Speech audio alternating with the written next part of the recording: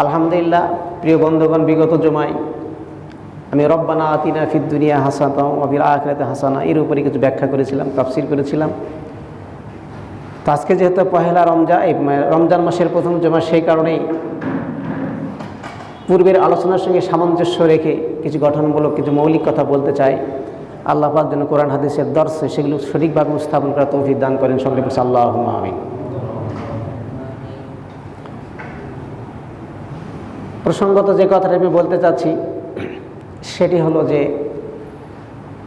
আমাদেরকে আগে আমাদের দুনিয়া দেখতে হবে, আমাদের সুস্থতা দেখতে হবে, আমাদের ভালো থাকা দেখতে হবে। এর উপরই নির্ভর করবে আপনার আমল। কিন্তু দুঃখজনক হলেও এই কথাগুলো সত্য যে আসলে আমরা যখন ধর্মীয় কোনো কাজকর্ম করি তখন আমাদের উদ্দেশ্য এটাই থাকে কিছু সওয়াব পাওয়া। আমরা যখন কোরআনে কারিম তেলাওয়াত করি তখন আমরা চাই যে আমাদের সওয়াব হবে, পরকালে মুক্তি হবে। আমরা যখন রোজা রাখি তখন আমরা মনে করি রোজা রাখলে পরকালে মুক্তি হবে। রাইয়ান নামক দরজা দিয়ে আল্লাহ আমাদের জান্নাত দিয়ে দেবে। তো আমরা পরকালটাকে সামনে রেখেই কিন্তু রোজা করি। কোরআন হাদিস সেটা প্রমাণ করছে না ওইভাবে।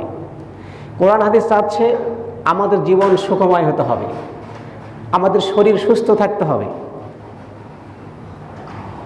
এরপরে আমি আখিরাত চাইবো, আমাকে দুনিয়াটাকে আবাদ করতে হবে। আল্লাহ পাক দুনিয়াকে এমনি এমনি বানান নাই। আল্লাহ পাক দুনিয়াকে আবাদ করবার জন্যই সৃষ্টি করেছেন। আর জ্ঞানী লোকেরা, যারা মুত্তাকি মানুষ, তারা বুঝে শুনে আমল করে দুনিয়াকে সুন্দর করবে। আর পৃথিবী যদি সুন্দর হয়ে যায়, আপনার পরিবার যদি সুন্দর হয়ে যায়, আপনার সমাজ যদি সুন্দর হয়ে যায়, আপনার রাষ্ট্র যদি সুন্দর হয়ে যায়, তাহলে আপনি একজন সফল নায়ক। আপনি আখিরাতে সুখ এবং শান্তি পাবেন ইনশাআল্লাহ। কিন্তু আপনি দুনিয়াতেই ব্যর্থ। আপনার দুনিয়াতে আপনার শান্তি নাই, আপনি অসুস্থ। আপনি যা কিছু করলেন পরকালের জন্য করলেন, দুনিয়ার জন্য কিছুই করলেন না, ভালো থাকবার জন্য কিছুই করলেন না। আপনি দুনিয়াতে যেমন ভালো নাই, মনে রাখবেন আখিরাতে ভালো থাকা সম্ভব নয়। প্রত্যেকটা কথার পেছনে আমি কোরআন হাদিস থেকে এবং বিজ্ঞানসম্মত যুক্তি দেবো ইনশাআল্লাহ। তাই আসুন আমরা যে কোনো ধর্মীয় ইবাদত করার পূর্বে, আমি ধর্মের কথা বলেছিলাম গত জমায়, ধর্মের সংজ্ঞাটা আমি বোঝানোর চেষ্টা করেছি। যদি বুঝে থাকেন এইটুকু যথেষ্ট বলে আমি মনে করি। ধর্ম আল্লাহ কেন দিয়েছেন? প্রায় 4,500 ধর্ম পৃথিবীতে আছে। আমরা হাতে গোনা 10-12টাকে চিনি, কিন্তু প্রায় 4,500 ধর্ম পৃথিবীতে। এই ধর্মগুলো আছে বলেই মানুষ ভালো আছে। প্রত্যেকটা ধর্মের কথায় শান্তি, প্রত্যেকটা ধর্মের কথায় শোষণমুক্ত সমাজ, প্রত্যেকটা ধর্মের কথায় নির্যাতনমুক্ত সমাজ, প্রত্যেকটা ধর্মের কথায় মাদকমুক্ত সমাজ। আপনি যত ভালো কিছু দেখবেন ধর্মের মধ্যেই সেগুলো। আপনি ধর্মীয় গ্রন্থ যদি অধ্যয়ন করেন তাহলে আপনি দেখবেন সব ধর্মেই ভালো কথাগুলোই বলা হয়েছে আর খারাপগুলিকে বর্জন করতে বলা হয়েছে। কিন্তু কালের বিবর্তনে স্বার্থান্বেষী মহল যখন এগুলিকে অধ্যয়ন করেছে তখন তারা নিজের স্বার্থের জন্য কাটছাঁট করে কিছু কথাকে উজ্জ্বল রেখে নিজে উদ্দেশ্য প্রণোদিত করেই এ অশান্ত করেছে পরিবার, অশান্ত করেছে সমাজ, অশান্ত করেছে রাষ্ট্র। মূলত এটা ধর্মের কথা নয়। ধর্মের কথা হলো শান্তি, সোজা কথা। কটা প্রমাণ নেবেন এর সপক্ষে? এজন্যই বিধর্মীরা, বিশেষ করে এর মধ্যে সবচেয়ে কমপ্লিট কোড অফ লাইফ হচ্ছে ইসলাম, পরিপূর্ণ জীবন ব্যবস্থাই হচ্ছে ইসলাম। গতানুগতিক কোনো ধর্ম ইসলাম নয়। অন্যান্য ধর্মের ব্যাপারে গতানুগতিক বলা হয়েছে, কিন্তু ইসলামের ব্যাপারে কোনো গতানুগতিক নাই। এটা হলো কমপ্লিট কোড অফ লাইফ। এটা একটা পরিপূর্ণ জীবন ব্যবস্থা। যেটা পরিপূর্ণ জীবন ব্যবস্থা, সেখানে আপনার জীবনের যে বিধিবিধান থাকবে, জীবন সুন্দর করার যে টিপস থাকবে, এটাই তো স্বাভাবিক। আর ইসলাম ধর্মকে দেখে আজকের এই মহাবিশ্ব, আজকের পাশ্চাত্য অনুসরণ করা শুরু করে দিয়েছে, ইচ্ছাই হোক অনিচ্ছাই হোক। আমার চাইতে আপনারা বেশি অধ্যয়ন করেন, আপনারা হয়তো ভালো বোঝেন। 2016 সালে জাপানের একজন বিজ্ঞানী, ওশনারি ওসেমি ওনার নাম, উনি নোবেল পেয়েছেন। এরা আপনাদের জানার কথা, 2016 সালের ঘটনা।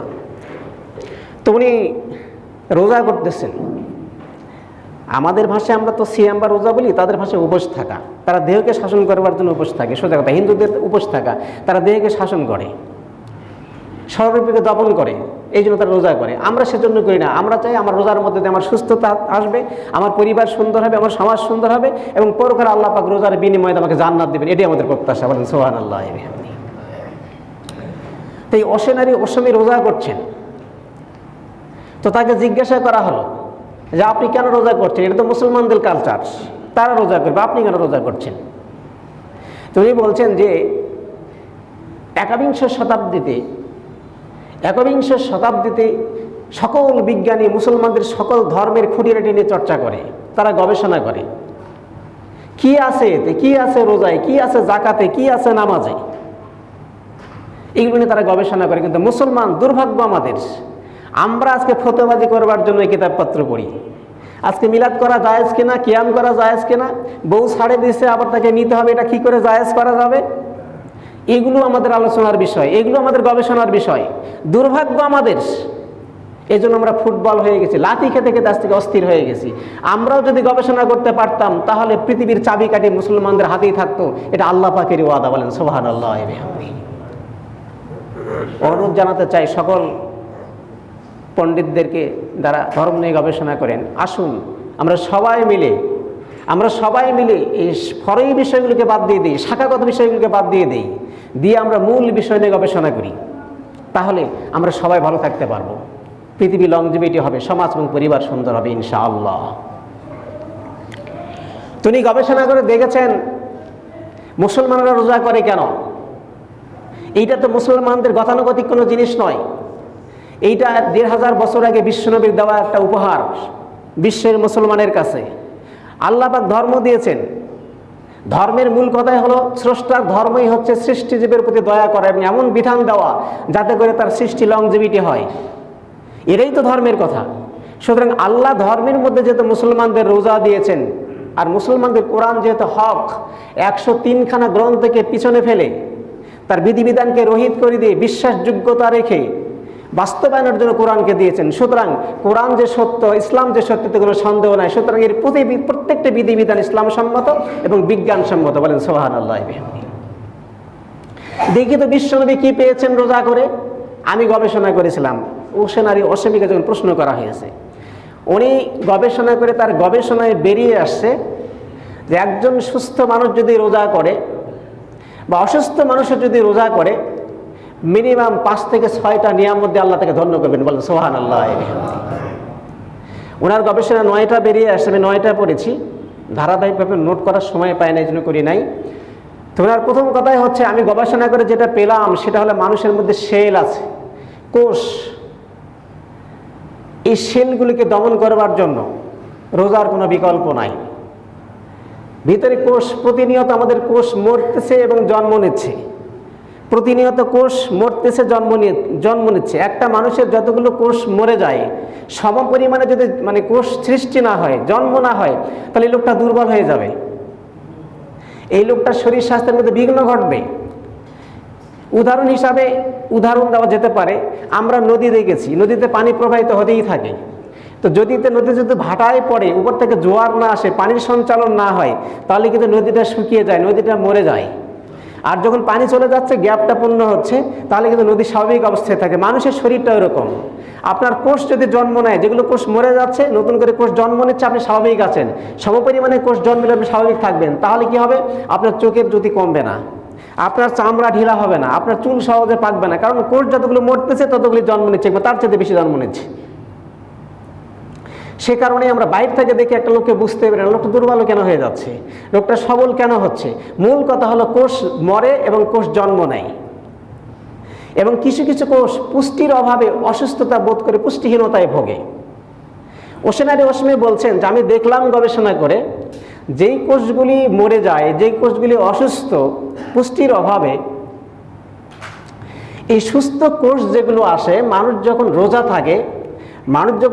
থাকে তখন উনি ওনার ভাষায় বলেছেন যে অটোফেজি করে, তখন এই মানুষের শরীরে অটোফেজি তৈরি হয়ে যায়। অটোফেজিটা হচ্ছে গ্রিক শব্দ, অটো মানে নিজে নিজে, ফেজি মানে খাওয়া, অটোফেজিয়ান থেকে অটোফেজি হয়েছে।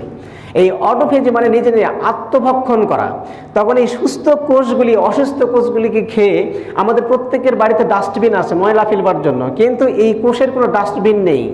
এই জন্য কি হয়, এই অসুস্থ কোষগুলি প্রোটেক্টেড হয়ে দাঁড়ায়, অর্থাৎ এই শিরু উপশিরার কাছে এমনভাবে বসে যায় যে রক্ত সঞ্চালন হচ্ছে না, এই কোষগুলি বাধা সৃষ্টি করতেছে।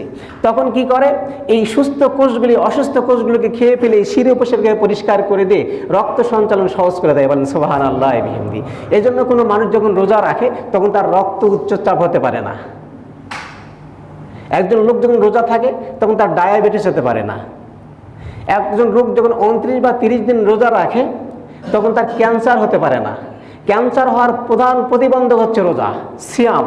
একটা মানুষ নিয়মিত যখন রোজা পালন করবে, আল্লাহ পাক অন্তত এই যে ঘাতক ব্যাধি অর্থাৎ অন্যান্য যেগুলো ব্যাধি আছে, ডায়াবেটিস তো আছে আমি নর্মাল মনে করছি, আমরা সবচাইতে ক্যান্সারকে জটিল রোগ মনে করি, অর্থাৎ লিভার ক্যান্সার, ব্রেন ক্যান্সার যাদের হয়, এই লোকগুলো সম্পর্কে ডাক্তাররা পুরোপুরি থিওরি দিয়ে দেয়, লোকটা যা খেতে চায় তা খাওয়াও, লোকটা আর হবে না। আমরা যতটুকু জানি আমাদের গবেষণায় যেটা আসে, এই মারাত্মক আত্মঘাতী রোগ থেকে কেবলমাত্র শুধুমাত্র সিয়াম পারে নিরাপত্তা দিতে পারেন। সুবহানাল্লাহ। পরকাল বাদ দেন, আমি তো বিগত এই জন্যই আয়াতটাকে তেলাওয়াত করে কিছু আলোচনা করেছি আপনাদের কাছে। আমাদের ভালো থাকতে হবে।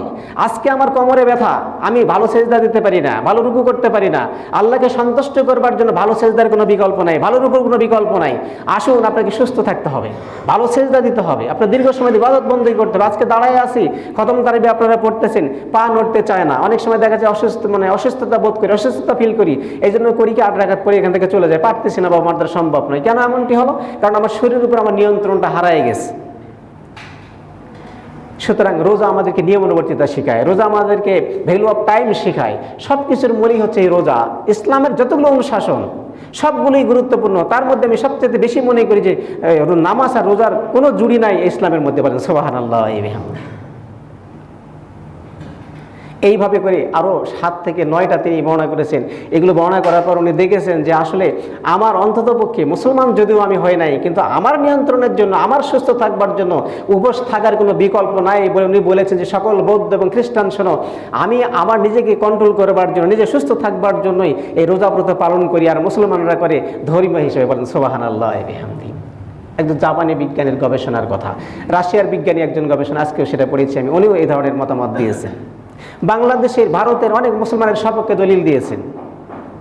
ঢাকার রাসমানু ক্লিনিক মোখলেসুর রহমান, ডক্টর মুসলিমুর রহমান, উনি ওনার গবেষণার একটা কথা বললাম আজকে, আমার কাছে কিতাব আছে, সেখানে লেখা হয়েছে। উনি বলছেন রমজান মাসে আমরা খুব বিব্রত অবস্থায় একটা রুগীকে চিকিৎসা করতে গিয়ে রোগ নির্ণয় সম্ভব হচ্ছে না। আমরা তাকে আগে নিষেধ করেছিলাম যে তিনি যেন রোজা না করেন। পরে আমরা দেখলাম যে রোজা করেই সম্ভবত চিকিৎসা করা সম্ভব। আমরা তাকে 5 থেকে 6 দিন রোজা করার উপদেশ দিলাম, তিনি রোজা করলেন, আমাদের ডায়াগনোস্ট সহজ হয়ে গেল, আমরা সহজে রোগ নির্ণয় করে তাকে সুস্থ করে দিয়েছি। বলেন সুবহানাল্লাহ। এইভাবে প্রত্যক্ষভাবে আর পরোক্ষভাবে যে কোনোভাবেই আপনি রোজা নিয়ে গবেষণা করেন, দেখবেন আপনার কাছে পৃথিবীটা সুন্দর হয়ে গেছে, আপনার শরীর সুন্দর হয়ে গেছে, আপনি সুস্থ হয়ে গেছেন। ইসলামের প্রত্যেকটা অনুশাসন, প্রত্যেকটা অনুসর্গ আখিরাত আপনাকে উজ্জ্বল করবেই, বরং আপনি পৃথিবীতে সবচেয়ে সফল এবং সুন্দর এবং সুস্থ মানুষ, এটাই প্রমাণ হবে। বলেন সুবহানাল্লাহ। বাদ দিয়ে দিলাম বিজ্ঞানীদের কথা, আসুন আমাদের একটু আখিরাত সম্পর্কে জানার দরকার। কেন আপনি রোজা রাখবেন? সময়ের স্বল্পতার জন্য সংক্ষিপ্ত আকারে কিছু বলে যায়, সেটি হলো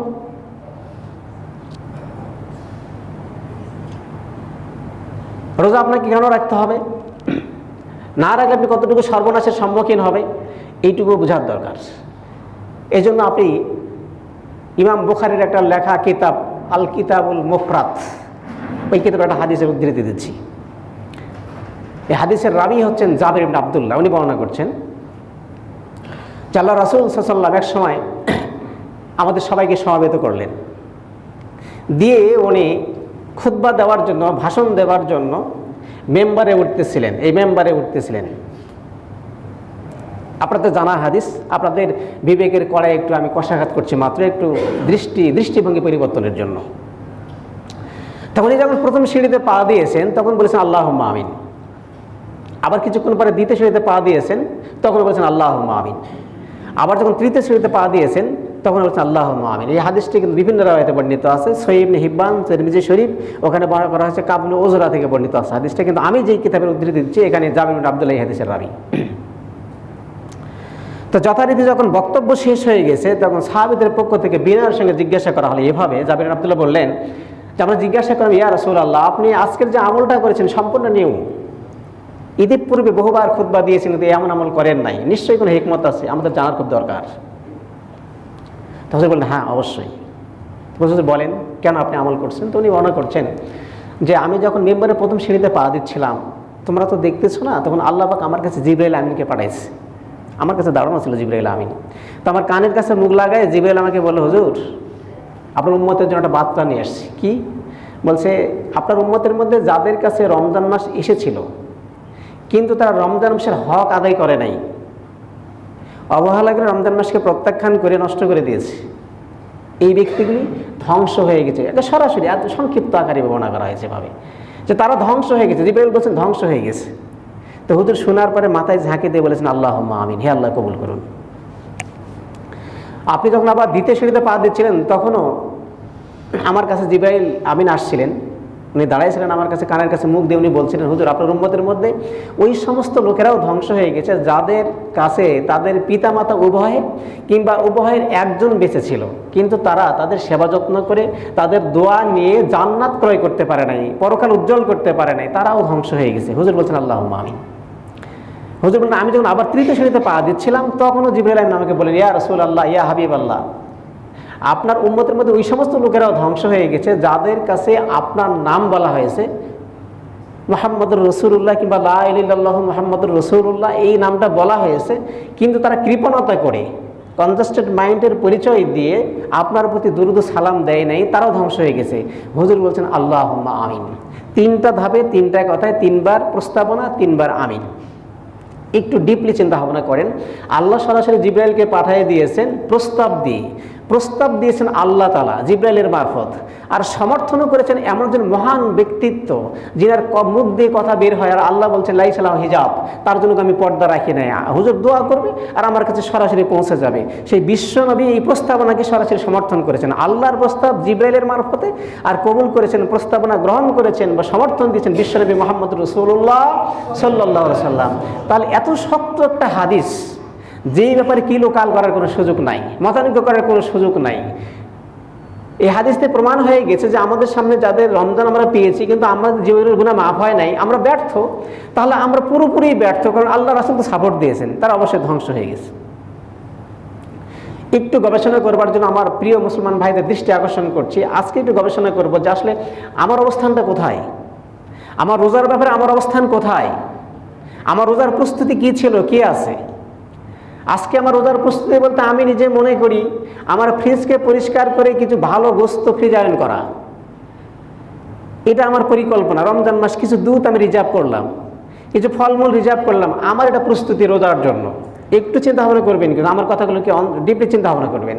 আমরা যারা ছোলা বুটের দোকান করি আমার রোজার প্রস্তুতি হলো কিছু মাল স্টক করা। যে ছোলা বাজারে বিক্রি হয় 65 টাকা, আর সেই ছোলা আমার এখন বাজারে বিক্রি করবো 80 থেকে 85 টাকা। বাংলাদেশ এমন একটা দেশ যারা ধর্মীয় উৎসবকে পুঁজি করে ব্যবসা করে, বিশ্বের ইতিহাসের কোনো দৃষ্টান্ত নেই যা বাংলাদেশে হয়। বাংলাদেশ সিন্ডিকেট ব্যবসায়ী সবচেয়ে ঊর্ধ্বে, এরা সিন্ডিকেট ব্যবসা করে হাতে গোনা কিছু লোক কোটিপতি হয়, শিল্পপতি হয়, বাকি লোকগুলো নিঃস্ব হয়ে যায়। আজকে আমার মতো ক্রেতা, আমি সোয়াবিন কিনতে যাই 200 টাকা দিয়ে সোয়াবিন কিনতে, আমার খুব কষ্ট হয়, আপনাদের খুব কষ্ট হয়। কেন করি? ধর্মীয় অনুভূতিকে সামনে রেখে, ধর্মীয় অনুষঙ্গকে সামনে রেখে আমরা এই ব্যবসাগুলো শুরু করি। আর আমাদের রোজার প্রস্তুতিও কিন্তু এরকমই হয়। সোয়াবিন ব্যবসায়ী রিজার্ভ করলাম সোয়াবিন, ছোলা ব্যবসায়ী ছোলা, চিনি ব্যবসায়ী চিনি, যার যার ব্যবসা আছে সেটা আমাদের রোজার প্রস্তুতি, সোজা কথা। কিন্তু এমনটি হওয়ার কথা ছিল না। আমার ইচ্ছা হওয়া উচিত ছিল, আমার চিন্তা চেতনা এরকম হওয়া উচিত ছিল, আমি যত সুলভে হয় দোকানদারি করে জনগণকে আশ্বস্ত করব, আমি জনগণের হাতে সুলভ মূল্যে তাদের কাছে কিছু তুলে দেবো, আমার লাভ সীমিত হবে কিন্তু আমার পরকাল উজ্জ্বল হবে, মানুষ দুটা খাবে আমার জন্য দোয়া করবে। এটাই কিন্তু আমাদের রোজার প্রস্তুতি হওয়া উচিত ছিল, কিন্তু সেটা হয় নাই। মাননীয় মহোদয় আমাদের সামনে আছেন এবং মুখের উপর প্রশংসা করা যদিও ঠিক নয়, কিছু কিছু ক্ষেত্রে ঠিক। উনি আসার পর থেকে ওনার প্রায় 11 মাস পেরিয়ে চলেছে, বছরের কাছাকাছি উনি গেছেন। উনি যথেষ্ট মানবিকতার পরিচয় দিয়েছেন, মোবাইল কোড দিয়েছেন। তারপরে সকল মুসলিমদের পক্ষ থেকে আমাদের বিশেষ অনুরোধ থাকবে উনি আরেকটু এই ব্যাপারে সচেষ্ট হলেই আমাদের যারা দিনমজুর আছে, আমরা যারা কোনো ক্রমে আমাদের এই পরিবার চালাই, তাদের হয়তো অনেকটাই সহজ হবে।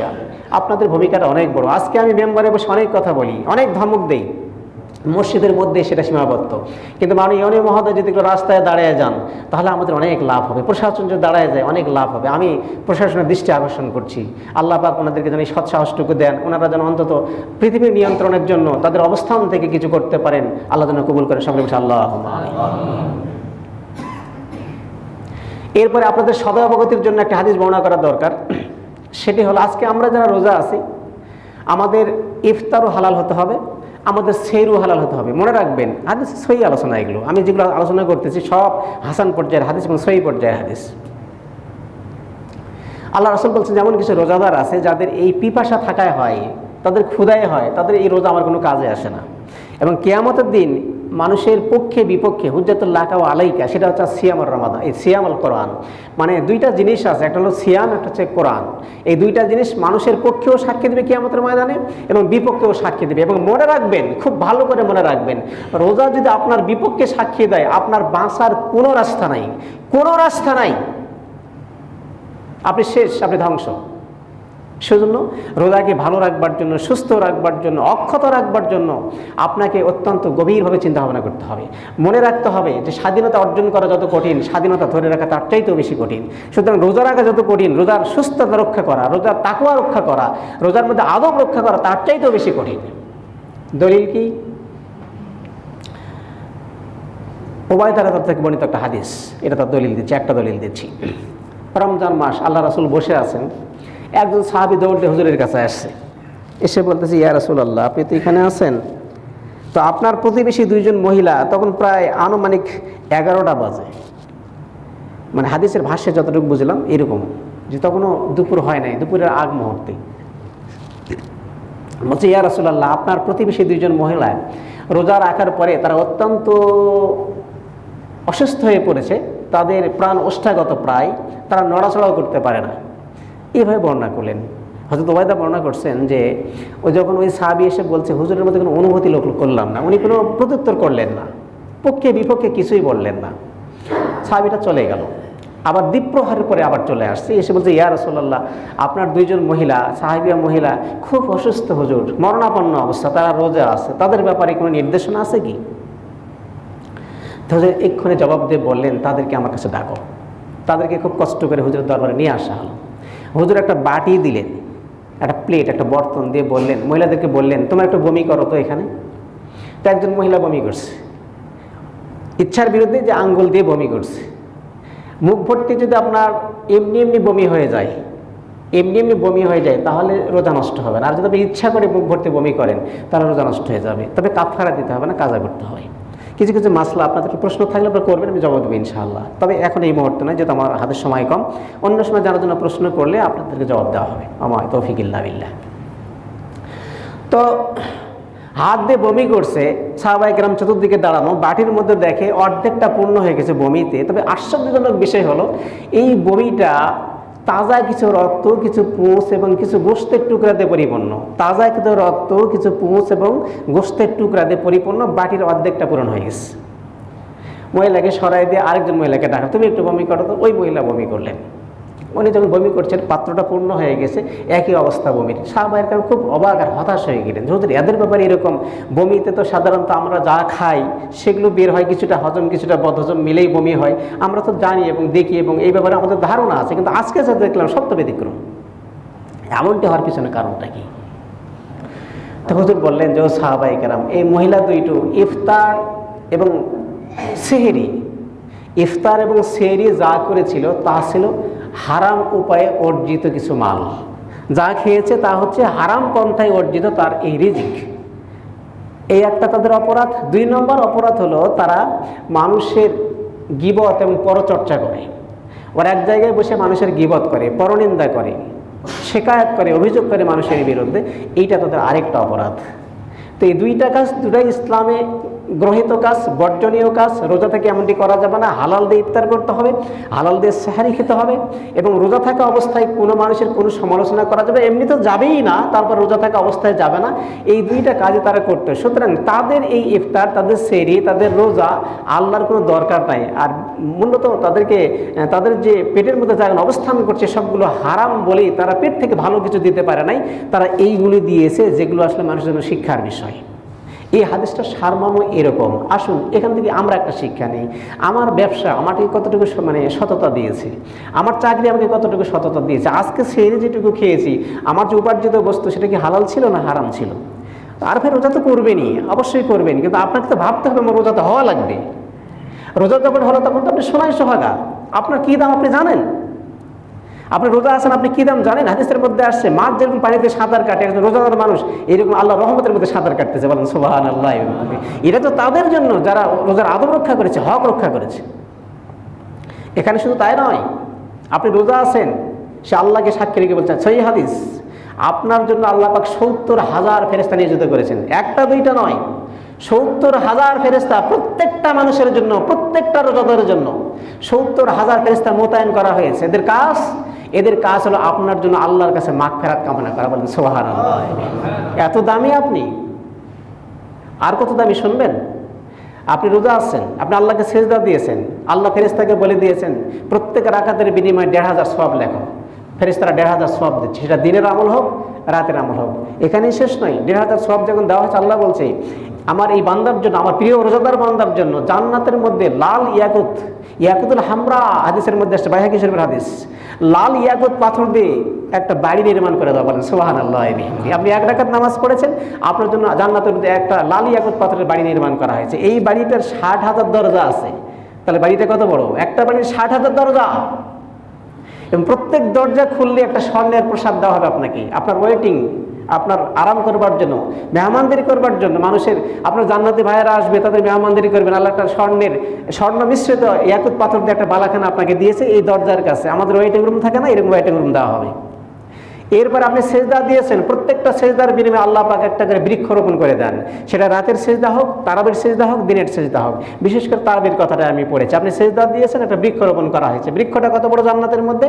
আল্লাহ রাসূল বলেছেন 1,500 বছর যে একটা দ্রুত ঘোড়া, শক্তিশালী ঘোড়াকে যদি ছেড়ে দেওয়া হয় এবং তাকে তাড়ানো হয়, তাহলে 1,500 বছর ধরে এরা দৌড়াইতে থাকবে, কিন্তু ওই বৃক্ষের ছায়া অতিক্রম করা সম্ভব হয় না। বলেন সুবহানাল্লাহ। আপনি তো সেই রোজাদার, আপনি তো সেই মানুষ, আল্লাহ আপনার এই সুপ্রিম অথরিটি দিয়েছে। এখানে শেষ নয়, জান্নাতে আপনি যাবেন, আপনাকে স্পেশাল অভ্যর্থনা দেওয়া হবে, স্পেশাল মানুষ আপনি। এই জন্য একটা দরজা আছে, নাম হচ্ছে রাইয়ান, বাবুর রাইয়ান। ওই দরজার নামই বাবুর রাইয়ান, লিখে দেওয়া আছে রোজাদারের জন্য নির্দিষ্ট, অনলি ফর সাইম। যারা রোজা আছে তাদের জন্য এটা খাস, কেউ যেতে পারবে না। আপনি হজ করেছেন 14 বার করেন, আপনার জন্য এটা নয়। আপনি তাহাজ্জুদ পড়েছেন, পড়েন, এটা আপনার জন্য নয়।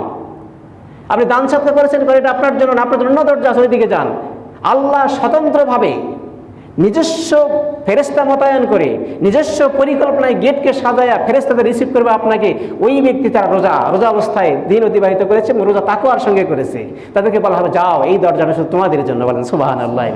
আপনি তো সেই ব্যক্তি, আপনি রোজা আছেন, চলে গেছেন, মানুষ খুতপি পাতায় অস্থির হয়ে গেছে, আল্লাহ পাক বিশাল ছায়ার ব্যবস্থা করেছে, এয়ার কন্ডিশন তৈরি করেছেন আপনার জন্য। করার পরে আল্লাহ নিজে আতিথেয়তা করতেছেন, আপনার খাওয়ানো হচ্ছে। মানুষেরা দেখে আল্লাহ এই লোকটা কে, কাকে আপনি খাওয়াচ্ছেন? আজকে পানির জন্য হাহাকার, খাদ্যের জন্য হাহাকার, গোটা মাঠ মানুষের হাহাকারে বিদীর্ণ হয়ে যাচ্ছে আপনার আকাশ বাতাস। এই কোন ব্যক্তি যাকে আপনি মেহমানদারি করাচ্ছেন? কে সে? কি আমল তার? আল্লাহ ফেরেশতাদের জানায় দিবেন, আমার ওই ব্যক্তি, ওই প্রিয় ব্যক্তি চৈত্র মাসে প্রায় 14 থেকে 15 ঘন্টা আমার রেজামন্দির জন্য, শুধুমাত্র আমাকে খুশি করবার জন্য, সকল হারাম থেকে বঞ্চিত হয়ে সবগুলিকে পায়ে ঠেলে দিয়ে আমার খুশির জন্য রোজা রেখেছে। আমি খুশি হয়ে গেছি, এই জন্য দুনিয়াতে 15 ঘন্টা উপোস থেকেছে। আমি আল্লাহ রাব্বুল আলামিন এই কিয়ামতের ময়দানে তার খাওয়ার ব্যবস্থা আমি নিজের তত্ত্বাবধানে করতেছি। বলেন সুবহানাল্লাহ। আপনি সেই ব্যক্তি। আসুন আমরা সবাই মিলে একটা বিবেককে প্রশ্ন করি এবং রোজাগুলিকে সহি করার চেষ্টা করি। আল্লাহ পাক যেন আমাদের সবার রোজাগুলি মঞ্জুর করেন এবং কিয়ামতের দিন মুসিবতের সময় আমাদের সকলের রোজাকে আমাদের সবার জন্য নাজাতের জরিয়া বানায় দেন। সকলে পড়ছে আল্লাহ।